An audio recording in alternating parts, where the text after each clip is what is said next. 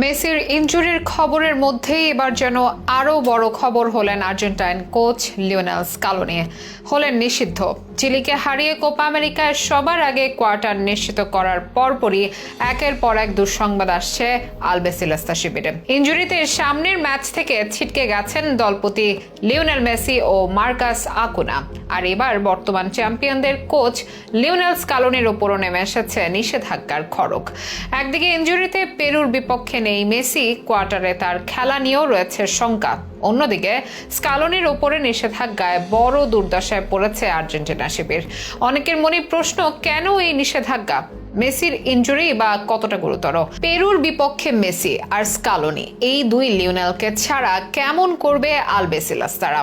তবে কি আর্জেন্টিনার জন্য এটি হবে বেঞ্চ টিম যাচাই করার মোক্ষম সুযোগ, নাকি আছে হোঁচট খাওয়ারও শঙ্কা? এসবের বিস্তারিত নিয়েই থাকছে এখনকার বিশেষ আপডেট।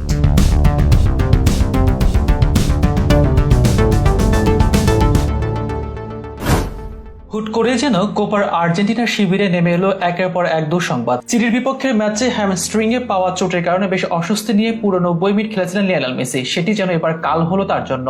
ধারণা করা হচ্ছিল গ্রুপ পর্বের শেষ ম্যাচে পেরুর বিপক্ষে লিওনেল মেসিকে বিশ্রামে রাখতে পারে আর্জেন্টিনা। শেষ পর্যন্ত সত্যি হলো সেই সংখ্যায়। 30 জুন পেরুর বিপক্ষে গ্রুপ পর্বের শেষ ম্যাচে একাদশে থাকছেন না মেসি। শঙ্কা আছে কোয়ার্টার ফাইনালে তার খেলা নিয়েও। আর্জেন্টিনা দল থেকে মেসির ইনজুরি ঢোকাতে চাইলেও এটি যে বেশ গুরুতর সেটি এখন অনেকটাই প্রকাশ্যে চলে এসেছে। লিওনেল মেসির ইনজুরিতে এই সময় বিপদে পড়েছে আরেক লিওনেল। এক ম্যাচ নিষিদ্ধ হয়েছেন আর্জেন্টিনার কোচ স্কালোনি। পেরুর বিপক্ষেও তাকে দেখা যাবে না ডাগ আউটে। বিশ্বকাপ জয়ী এই কোচকে অবশ্য নিষিদ্ধ করা হয়েছে তাদের আগের ম্যাচে দেরিতে মাঠে প্রবেশের জন্য। পেরুর ম্যাচে স্কালোনি হার্ড রক স্টেডিয়ামের একটি বক্সে থেকে খেলা দেখতে পারবেন। এছাড়াও আর্জেন্টিনা ফুটবল অ্যাসোসিয়েশনকে আর্থিক জরিমানা করা হয়েছে। তবে লিওনেল মেসি আর লিওনেল স্কালোনি না থাকায় এটি আর্জেন্টিনার টিমকে পরীক্ষা করার মোক্ষম সুযোগ বলে মনে করছেন অনেকে। কোপা আমেরিকার প্রথম দল হিসেবে ইতিমধ্যে কোয়ার্টার ফাইনালে পা দিয়েছে ডিফেন্ডিং চ্যাম্পিয়ন আর্জেন্টিনা। প্রথম ম্যাচে কানাডার বিপক্ষে জয়ের পর দ্বিতীয় ম্যাচে চিলির বিপক্ষেও জয় পায় আলবিসেলেস্তারা। তাই তো কোয়ার্টার নিশ্চিত হওয়া শেষ ম্যাচে চাপ নিতে চাচ্ছেন না আর্জেন্টিনা। তাই গ্রুপের শেষ ম্যাচে পেরুর বিপক্ষে বেঞ্চের শক্তি পরীক্ষা করার সুযোগটা কাজে লাগাবে বলে ধারণা করছেন অনেকে। গ্রুপ পর্বের দুই ম্যাচের একটিতেও খেলার সুযোগ পাননি ম্যানচেস্টার ইউনাইটেডের উইঙ্গার গার্নাচো। তবে পেরুর বিপক্ষে শুরুর একাদশে তাকে দেখা যেতে পারে বলে আগে ইঙ্গিত দিয়েছেন কোচ লিওনেল স্কালোনি। এই সময় পেরুর বিপক্ষে বেঞ্চের শক্তি পরীক্ষা করার ইঙ্গিত দেন তিনি।